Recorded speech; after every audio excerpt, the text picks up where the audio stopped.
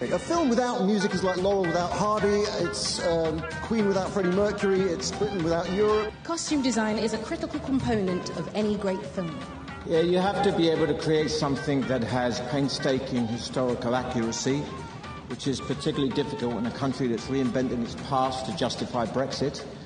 This film could not have been made without France. The people in France who believed in this film, that helped this film, to finance this film.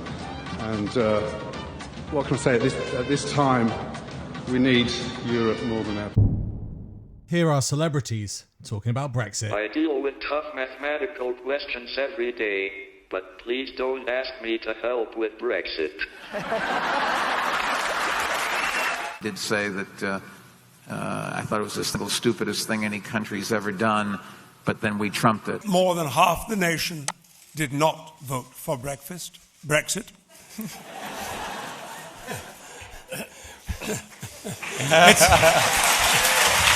is, if only because Brexit is harder to digest. The vote only went... I need you off the booth. I need you off the booth. It is. Off the booth. It's a sad day. What is that? We left the European Union. Oh. Terrible mistake. That's how I feel. That's how we feel as well. Gone are the days we could stand on our own against the world.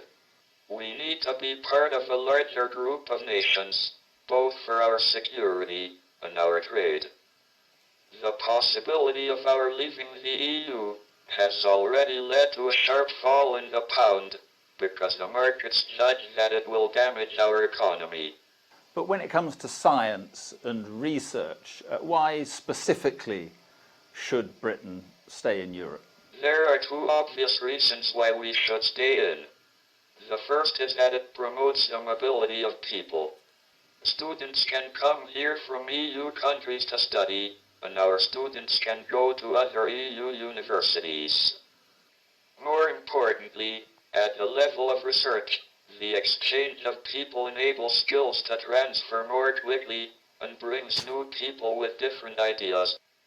Without this exchange, we would become more culturally isolated and insular, and ultimately more remote from where progress is being made.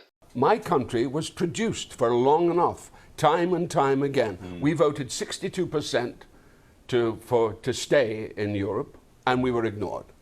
You know, and you know, if you think about the Thatcher years, we were ignored. So Scotland has always been sidelined. It is certainly true that we have to do a lot of hard work in Scotland. I think what Brian has said is really the most important thing, which is actually respect and listening to Scotland has to be an essential part of this, not an afterthought, not a secondary consideration. I think, Andrew, we need to make Brexit work. It's all very well saying get Brexit done. We've got to make Brexit work. It's one of the main themes of my conference speech. Why should the common people listen to you, Jarvis? Oh, they don't have to listen to me. I mean, I just turned up and spoke, not as an expert, but as someone who divides his time between living in Paris and London. And so maybe I've got a bit of a perspective on it, you know. And what is your perspective? I just don't want to get in terrible queues, you know, when I'm at passport control. Very selfish. As a man who has sung his way through a revolution in the 60s, whether this feels like a time of revolution to you or something? Like most people in Britain, we don't know. It's been thrust upon us through the referendum. There was probably a mistake, I think, the first referendum. And now I don't think anyone quite knows what to do with it. And so you've got this kind of crazy thing. I think we'll come through it. I think we always do. I mean, I'm old enough to remember garbage in the streets and, you know, people not being able to get buried because the gravediggers were on strike. I mean, that was a pretty rough time. We came through it. So I don't know, I think we'll come through this. I think it's a mess, and I will be glad when it's over.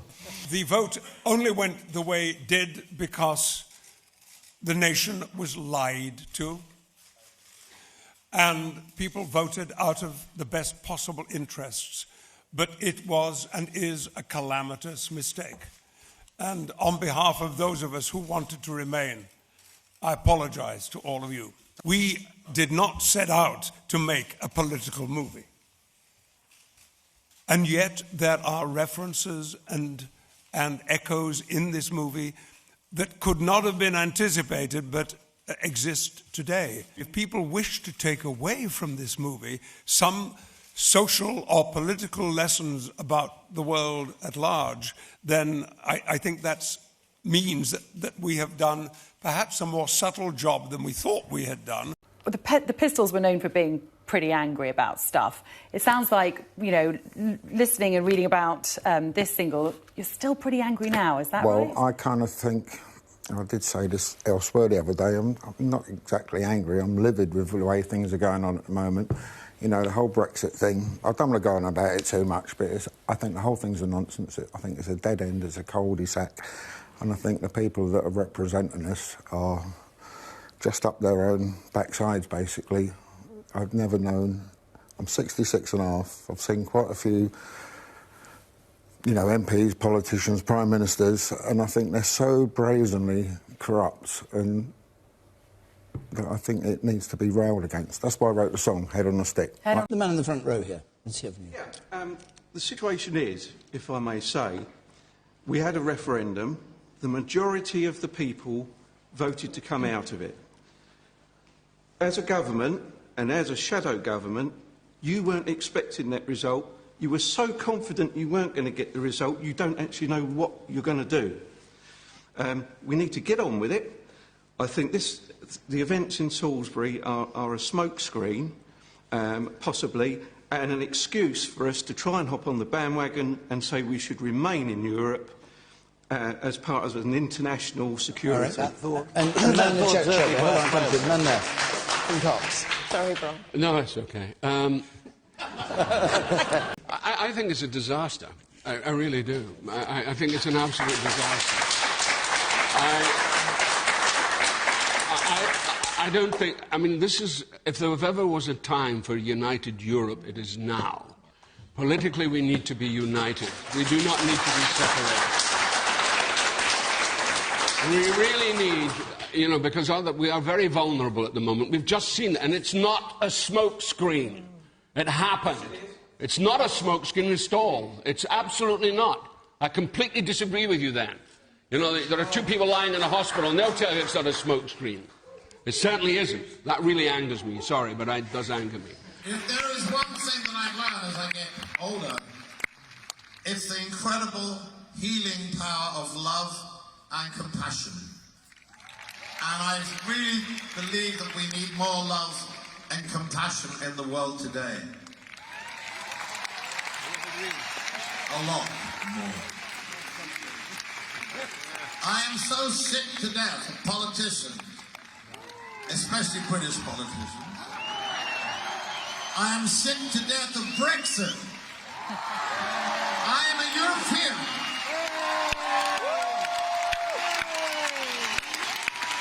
I am not a stupid colonial imperialist English idiot.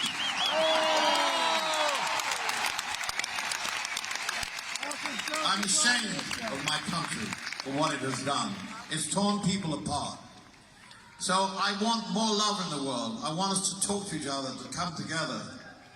And I want us to start campaign, which, you know, is part of what Extinction Rebellion is doing, hopefully, as well, is to change the economy. And we need Europe because it's the only thing that will save us. We've got to do it globally. We're starting in England, but we've got to do it globally. And it's absolutely a purposeful confusion by the press, this whole mix-up, and it's nothing to do with democracy.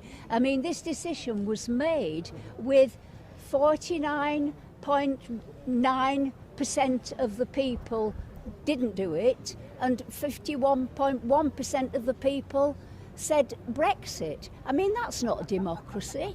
I mean, most people don't want it, and I'm sure now they don't want it, and it's just a crime. It's a crime. It's a crime. Do you think that Brexit has ruined your country? Well, I do. Said with a smile. Yeah. And actually, now the majority of Brits do as well. Yeah. I think that will... So maybe it'll get fixed.